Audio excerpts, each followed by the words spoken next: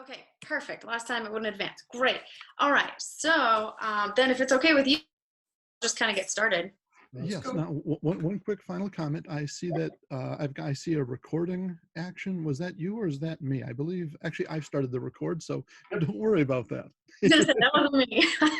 So have at it, Erica, and thank you again for being here today. I know I've been following you on Instagram for a while now since you last visited my Crivellos, so I'm really glad you're here and can't wait to hear what you have to share with us.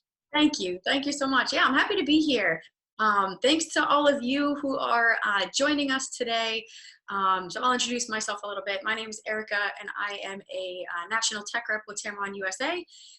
Usually that means that I would get to travel to each and every one of you to give this presentation and to your store and see you in person. Obviously that can't happen right now, but I do appreciate all of you being here, because what that means is that you are practicing your best social distancing skills and still hanging out with me at the same time. So I appreciate that very much.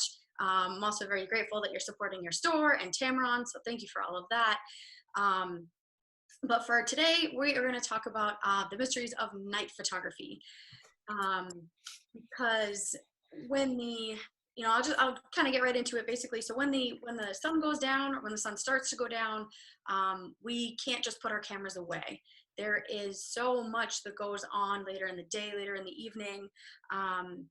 The colors get enhanced during our sunsets. The cityscapes offer a completely different feel than they would during the day.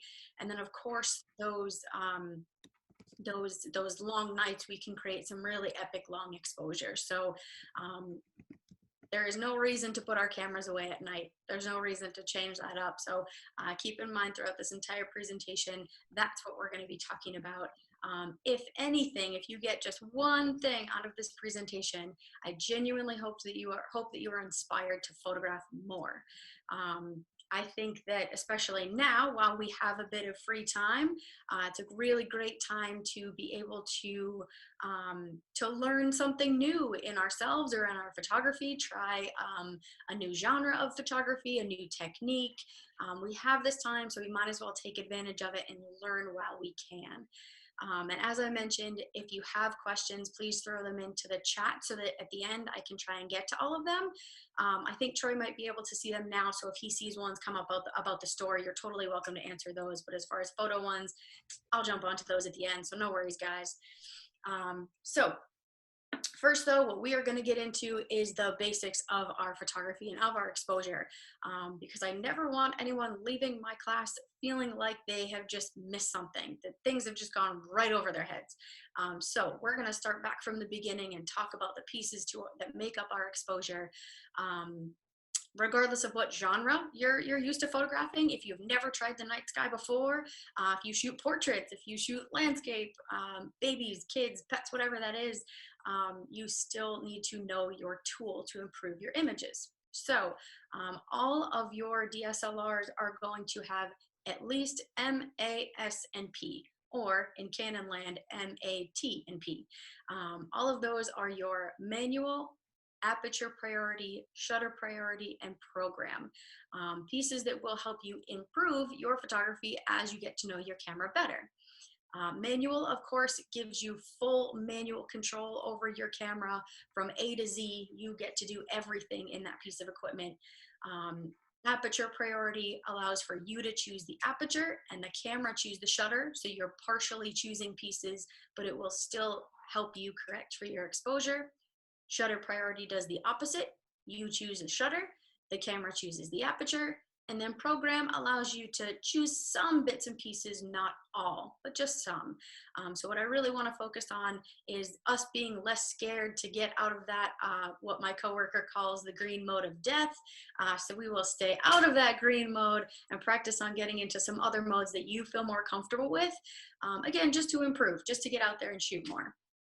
So the three pieces to our exposure are our aperture, our shutter speed, and our ISO.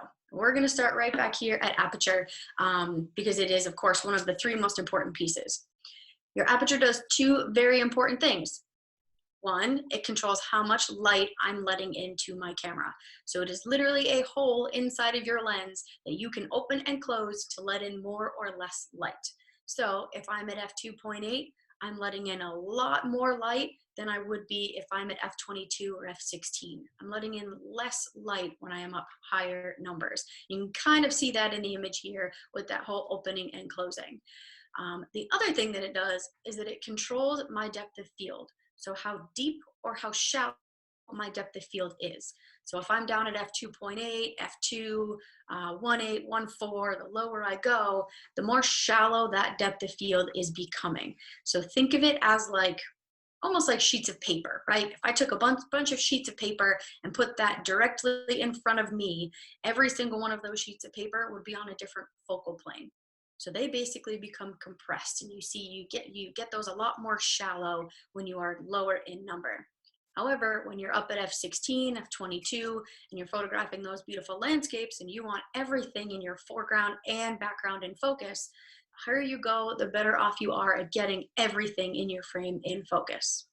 Okay, so just a quick example here of both of those both of those topics for our aperture.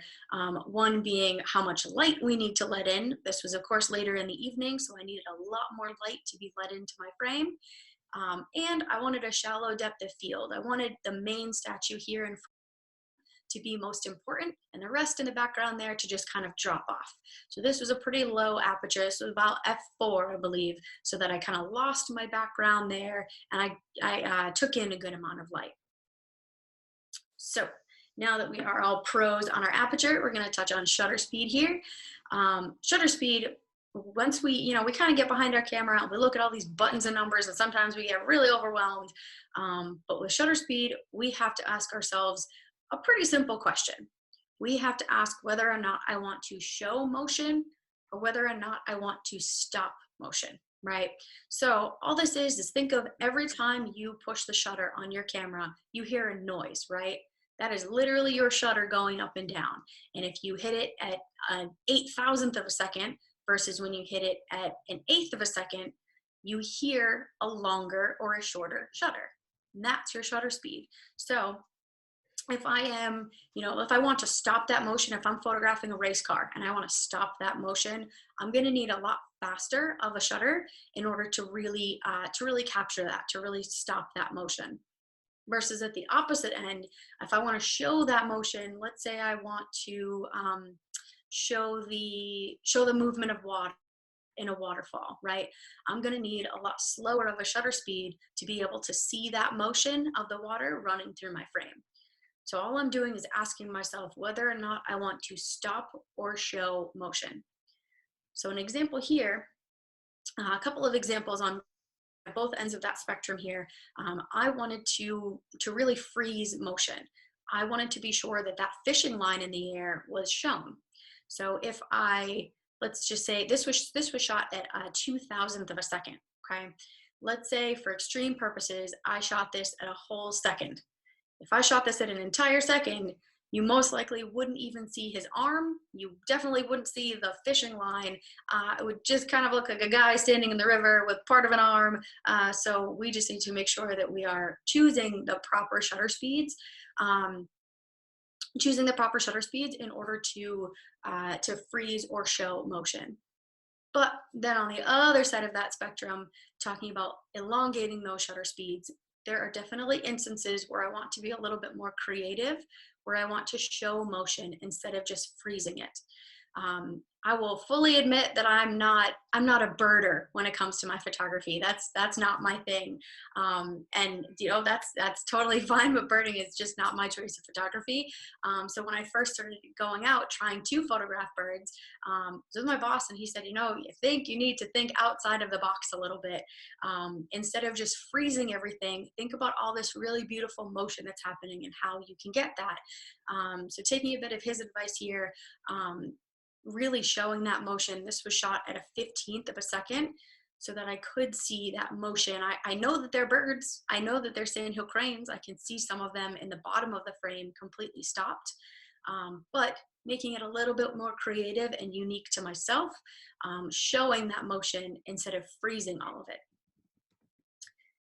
So now the other thing that our shutter does, besides for besides for freeze or show motion, is let in light, right? So just like our aperture lets in light into our camera, our shutter does as well.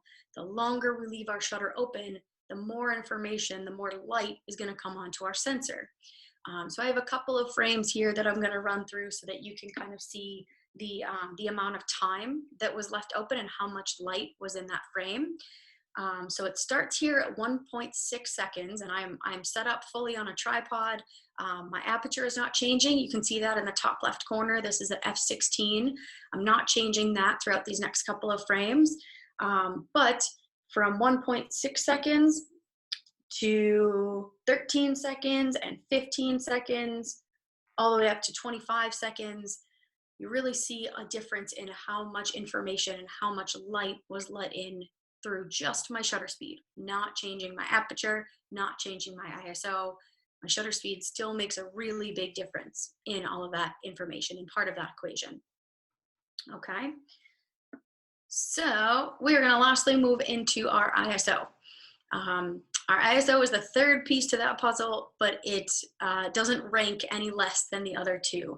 Your aperture, shutter speed, and ISO are all three equally important to making a proper exposure.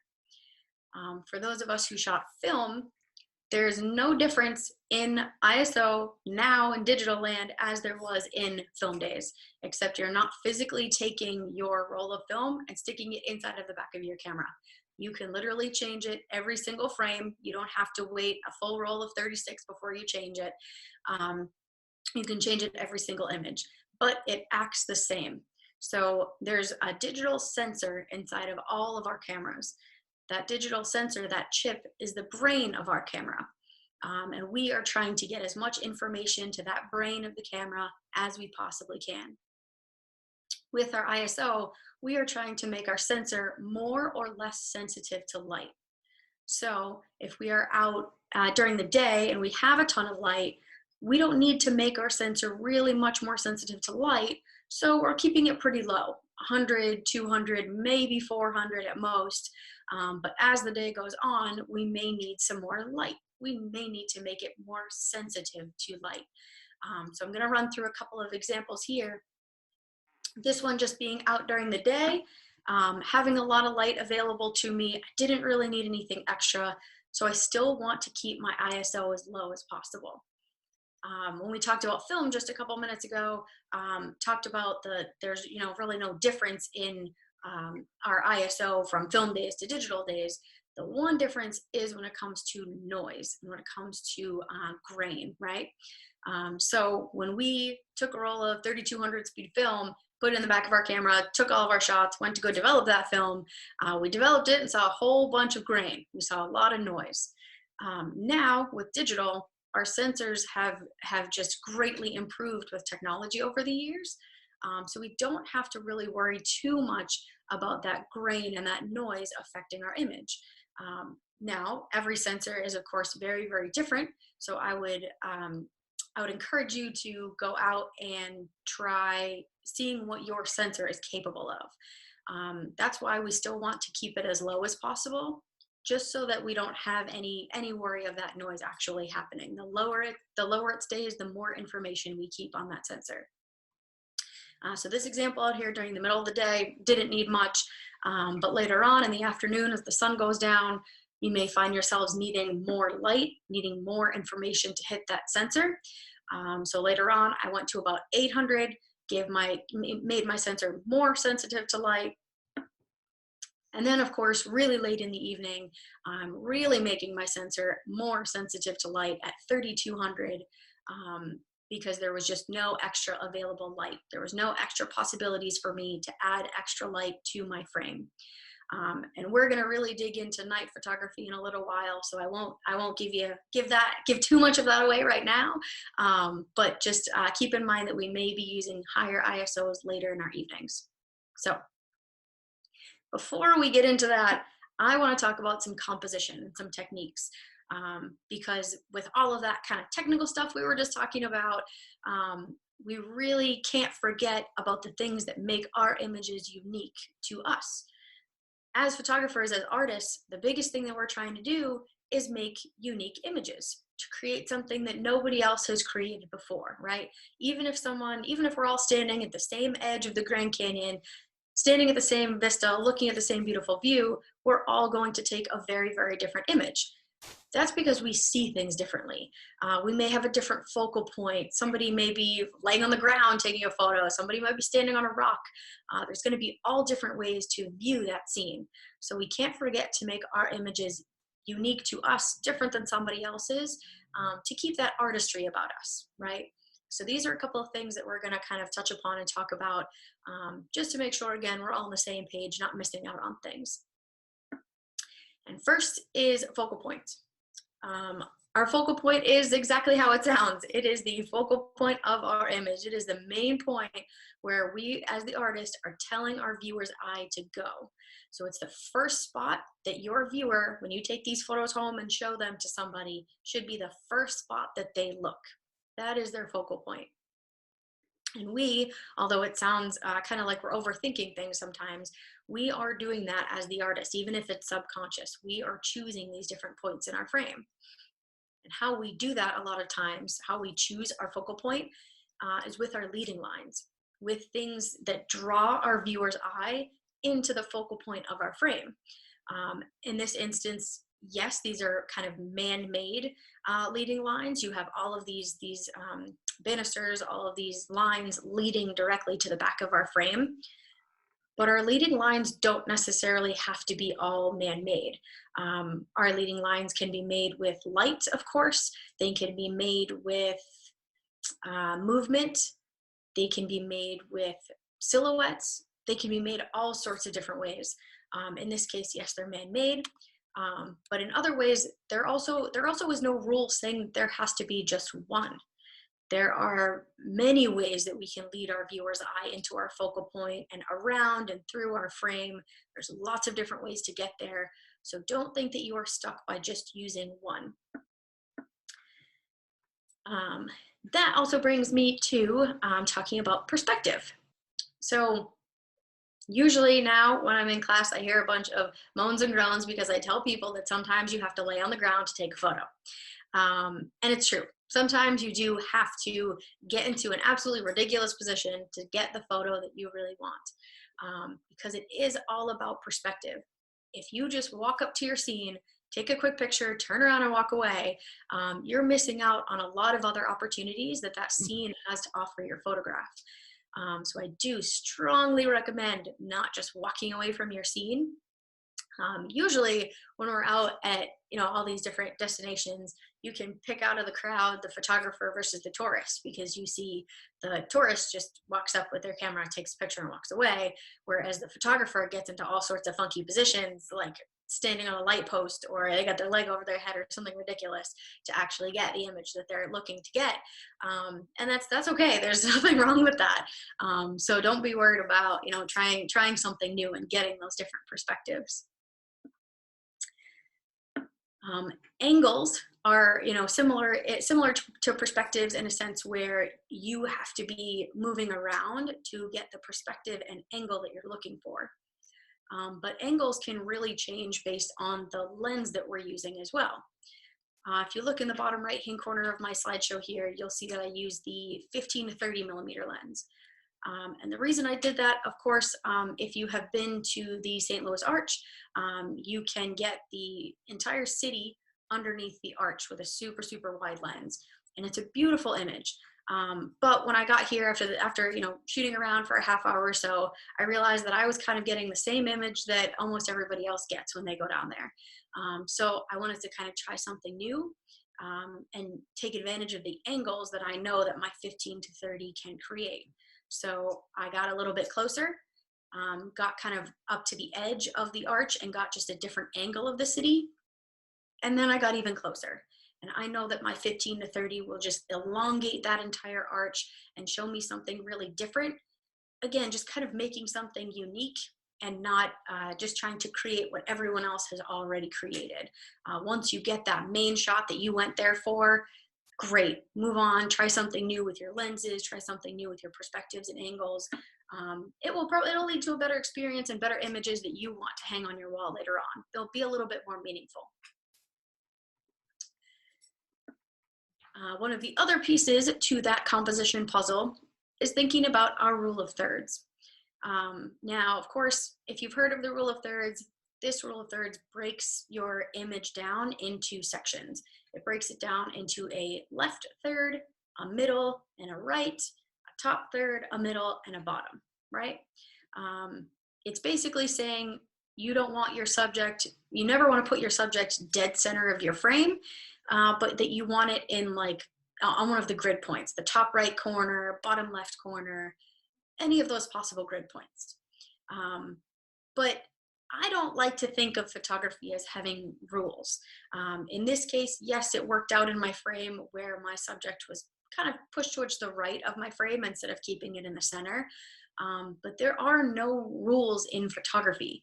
I consider them just guidelines, things that support us to help create the images that we're trying to create, that give us these guidelines to enhance our imagery, not rules that are hard set in stone that you have to abide by.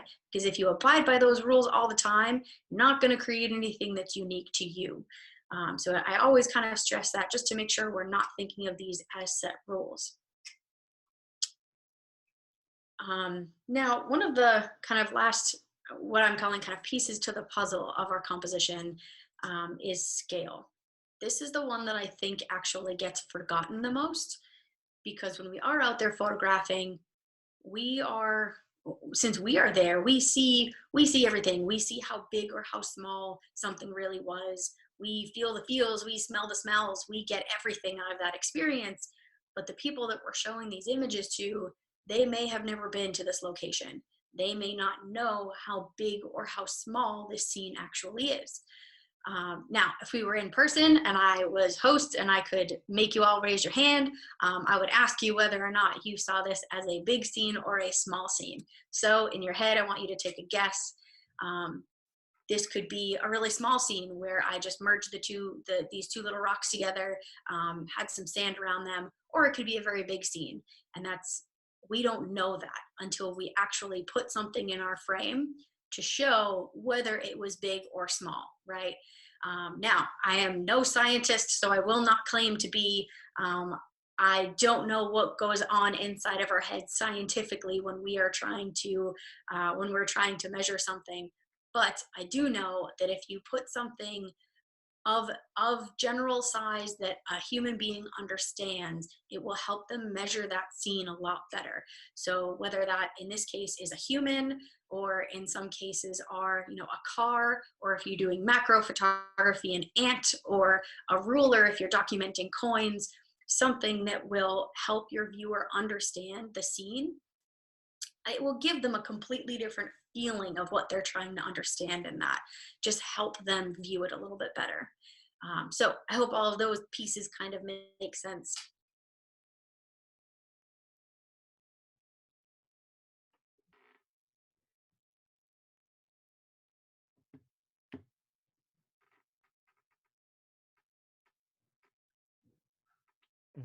Erica?